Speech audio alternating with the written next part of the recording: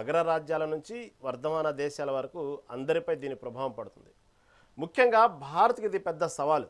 Gulf దేశాల్లో ఉన్న 1 కోటి మంది భారతీయుల భద్రత అసలు పరిస్థితి ఏంటి? మోడీ గారు చెప్పినట్టు ఇప్పటికే 3,75,000 మందిని తరలించామని కేంద్రం చెప్తుంది. ఇటు అసలు భవిష్యత్తు ప్రణాళికలేంటి?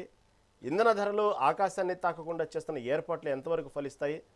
ప్రపంచానికి ఆర్థిక మాధ్యమం పొంచి ఉన్న తరుణంలో భారత్ తనను తాను ఎలా కాపాడుకోబోతుంది? ఇది వాటి మెగా డిబేట్. ఇదే అంశం మీద మనతో పాటు డిస్కస్ చేయడానికి సిద్ధంగా ఉన్నారు. ప్రస్తుతానికైతే ఇప్పుడే జాయిన్ అయ్యారు రాజకీయ విశ్లేషకులు, న్యాయవాది బండారు రామ్మోహన్ రావు గారు మనతో పాటు ఉన్నారు. రామ్మోహన్ రావు గారు నమస్తే అండి. రామ్మోహన్ రావు గారు మీట్లో ఉన్నట్టున్నారు. రామ్మోహన్ రావు గారు నమస్తే. నమస్తే రామ్మోహన్ గారు. ప్రస్తుతం చూస్తుంటే ఇటు ఈ దేశం ఏదైతే పశ్చిమాసియాలు అయితే ఇటు పక్క యుద్ధ వాతావరణం అయితే చూస్తుండగానే ఎటు నుంచి ఎటు దారికి తీస్తాయో పరిణామాలు అర్థం కావట్లేదు. రోజుకో రకంగా మారుతున్నాయి పరిణామాలు. ఏదైనప్పుడు కూడా ఇటు పక్క ఇరాను అమెరికాకైతే సవాళ్ళు ప్రతి సవాళ్ళ మధ్య రోజుకు ఈ పరిస్థితులు చూస్తే ఇటు పక్క ప్రతి దేశంలో అండి, ముఖ్యంగా సరే మన భారతదేశం గురించి మాట్లాడుతుంటే భారతదేశంలో పరిస్థితులు రోజుకు రకరకాల వార్తలతో అయితే సామాన్యులు అయితే బెంబెలెత్తిపోతున్నారు. ఒక రకమైనటువంటి భయంకరమైన వాతావరణం. యుద్ధం లేకపోయినప్పటికీ మన దేశానికి మానసిక యుద్ధంతో కొట్టుమిట్టాడుతున్నారని చెప్పుకోవాలి. పక్క చూస్తే రేట్లు అయితే ఆకాశాన్ని అంటుతూ ఉన్నాయి. ఒక పక్క చూస్తే రోజుకు రకరకాల వార్తలు, ఇటు పక్క గ్యాస్ మీద కానివ్వండి, నిత్యావసర సరుకుల మీద కానివ్వండి, ఇంకా భవిష్యత్తులో పెట్రోల్ మీద కానివ్వండి అనేక పరిస్థితులు రాబోతున్నాయి, జాగ్రత్త పడండి అని వస్తున్న వార్తల నేపథ్యంలో ఇటు పక్క కేంద్ర ప్రభుత్వం కూడా ఏమీ లేదు, అంతా చక్కగా ఉంది, కావలసినంత మన దగ్గర నిల్వలు ఉన్నాయని చెప్తూనే ఓ పక్క ఆ ఇండక్షన్ కుక్కర్లు కొనండి, ఓ పక్క కట్టెల పొయ్యిలు వెలిగించండి అని ఢిల్లీ లాంటి మహానగరాల్లో పర్మిషన్లు ఇవ్వటం కానివ్వండి, ఇలా చూస్తూ పక్కన చూస్తేనేమో ధైర్యంగా మాట్లాడుతుంది, ఇంకో పక్క జాగ్రత్తలు చెప్తా ఉంటే దిక్కుతోచని పరిస్థితుల్లో ఎలా తీసుకోవాలో అర్థం కాని పరిస్థితుల్లో సామాన్యుడు ఉన్నాడు.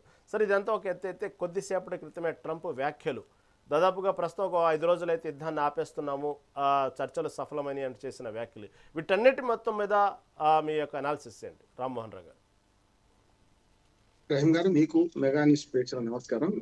2 కీలక పరిణామం అయితే నేను ఆహ్వానిస్తున్నాను ట్రంప్ ప్రకటించడం. ఎందుకంటే నిన్న సాయంత్రానికి మనం మాట్లాడుకున్నప్పటికీ ఎంత దుర్మార్గంగా ఉందంటే, రేపు ఉదయం 5:45 కల్లా మీరు హర్మోజ్ జలసంధి తెరుస్తారా, లేకపోతే మీ ఎలక్ట్రిసిటీ వ్యవస్థ మొత్తం నాశనం చేస్తాం, మీ పవర్ గ్రిడ్స్ మీద దాడి చేస్తామని అమెరికా హెచ్చరించడం.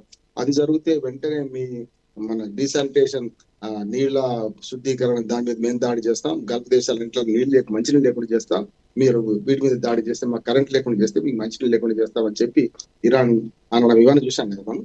సమస్య లేదు. ఓ రకంగా చెప్పాలంటే ఇప్పుడు ఓ రకంగా మనకు చాలా పెద్ద ఉపశమనం అంటున్నాడు. 5 రోజులు యుద్ధం ఆపేస్తామని చాలా పెద్ద ఉపశమనం. ఇవాళ మోడీ ప్రసంగాన్ని చూస్తే మనం పార్లమెంట్ లో 4 అంశాలు ప్రస్తావించాలి. అంటే పౌరుల భద్రత ముఖ్యమన్నాడు. 1 కోటి మంది ఉన్నారు. 1 కోటి మందిని తరలించడమే సాధ్యం కాదు గల్ఫ్ దేశాల నుంచి కదా, కానీ 3-4 లక్షల మంది తరలించడం అన్నారు.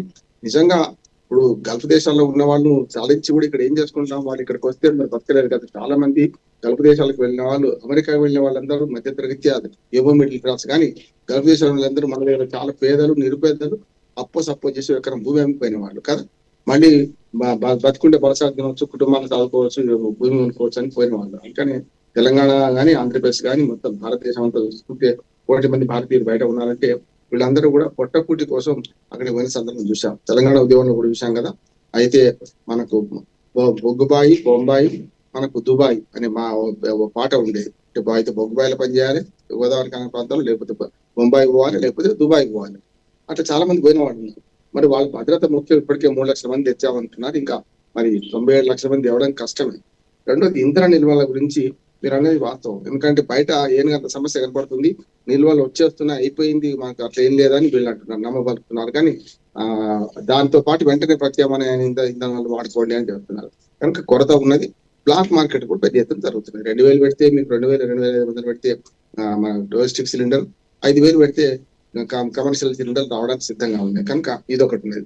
మూడోది ఆర్థిక ప్రభావం మాత్రం గమ్మత్తుగా పడుతుంది మన మీద. ఇప్పుడు అన్ని రంగాల ఆర్థిక ప్రభావం పడాలంటే ఇప్పుడు పెట్రోల్ డీజిల్ రేటు పెరిగినప్పుడు అడగాలి. కేవలం ఒక స్పెషల్ పెట్రోల్ మీద మాత్రం, ప్రీమియం పెట్రోల్ మీద మాత్రం 2 రూపాయలు పెరిగింది, కానీ ఎక్కడ కూడా పెట్రోల్ డీజిల్ ధరలు పెరిగాయి. మిగతా దేశాలకు పోల్చుకుంటే మనకు చాలా బాగున్నట్టు లెక్క. చూస్తున్న పక్కన ఉన్న పాకిస్తాన్ కానీ చాలా యూరోపియన్ దేశాలు అయితే చాలా అధ్వానంగా ఇవాళ ఈ ఆర్థిక సంక్షోభాలు చెప్పుకున్నాయి దానివల్ల. కనుక మనకు గ్యాస్, అట్లాగే పెట్రోల్ డీజిల్ కూడా కొరత రాలేదు, గ్యాస్ కొరత వచ్చింది. ఈ పెట్రోల్ డీజిల్ రేటు పెరగకపోవడం శుభసూచకం. కానీ ఈ పేరు చెప్పుకొని అక్రమార్కులు అడ్డగోలుగా అన్ని మీద రేట్లు పెంచే సందర్భం చూసినాం.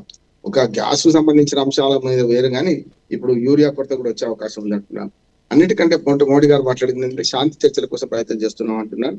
యుద్ధం వల్ల ప్రపంచవ్యాప్తంగా పెద్ద ఎత్తున ప్రభావం పడ్డది కనుక శాంతి కోసం ఈ 4 అంశాలు ప్రధానంగా మాట్లాడారు మోడీ గారు. ఇక అన్నిటికంటే ఉపశమనం కలిగించే అంశం మా ట్రంప్ ఈ ఒక 5 రోజుల పాటు యుద్ధం ఆపేస్తామనేది మాత్రం బాగుంది. ఇది ఏ రకంగా చెప్పాలని ట్రంప్ ఓటమి అనుకోవచ్చు, కానీ ఓటమిని అంగీకరించకుండా కింద పడ్డా పై చేయి పైన మా పాదే పై చేయనే ట్రంప్ ఇప్పుడు ఒకవేళ ఇంతకంటే దుందుడుకు చర్య తీసుకుంటే వెంటనే నష్టపోయే అవకాశం ఉందని చూస్తున్నాడు. అంతెందుకు మనకి ఇజ్రాయెల్ మీద మన భారతీయులు ఎక్కువ సంఖ్యలో ఉన్న 30% మన భారతీయులు ఉన్న ఒక నగరం మీద దాడి చేశారు చూసాం, ఇరాన్. అట్లానే మనకు డిగో వర్షియా మీద కూడా 1000 కిలోమీటర్ల దూరంలో ఉన్న డిగో వర్షియా మీద కూడా ఆ దాడి చేసి అమెరికా సైనిక స్థావరాన్ని దెబ్బతీసే సంగతి చూసాం కనుక ఇవన్నీ కూడా ఈ మొండివాడి తెరువు పోయినా అనవసరంగా పరువు పోతుంది. దీన్ని ఎట్లా అన్నా సరే ముగింపు ఎట్లా పలకాలని అమెరికా అధ్యక్షుడు ట్రంప్ ఆలోచన చేస్తున్నాడు. దీనిలో భాగంగానే ఇవాళ 5 రోజుల విరామం యుద్ధానికి నేను అనుకుంటున్నాను. ఈ యుద్ధ విరామం మనకైతే మంచిది అంటున్నాను. రెండోది ఏంటంటే మోడీ ప్రసంగంలో 2 ఉన్నాయి. అవసరం ఆర్థిక సంక్షోభం వస్తుందని ఆయన చెప్తున్నాడు, రాదని ఆయన చెప్తున్నాడు. మళ్ళీ వచ్చిన దాన్ని గ్యాస్ కొరత ఉన్నదని ఆయన చెప్తున్నాడు, లేదని ఆయన చెప్తున్నాడు. కనుక ద్వంద్వ ధోరణి కనపడుతుంది. ఏదైనా సరే మనం కొంచెం ఓపిక పట్టాల్సిందే. ఈ కష్టకాలంలో భారతీయ పౌరులందరూ కూడా మిగతా దేశాలతో పోల్చుకుంటే ఏ రకంగా చూసినా మోడీ ప్రభుత్వం బాగుందా లేదా తర్వాత సంగతి, ఏ రకంగా చూసినా మిగతా దేశాల పరిస్థితి చూసుకుంటే మనం సేఫ్ గానే ఉన్నాం. కానీ ఎన్ని రోజులు ఎట్లా ఇది కొనసాగితే మనం ఇంకా కష్టాలకు నెట్టబడతాం కదా అనే మాట వస్తున్నది. చూద్దాం ఏం జరుగుతుందో. రామ్మోహన్ గారు ఓకే, మళ్ళీ మీ దగ్గరకు వస్తానండి. ఇప్పుడే జాయిన్ అయ్యారు రామచంద్ర గౌడ్ గారు, కాంగ్రెస్ నాయకులు.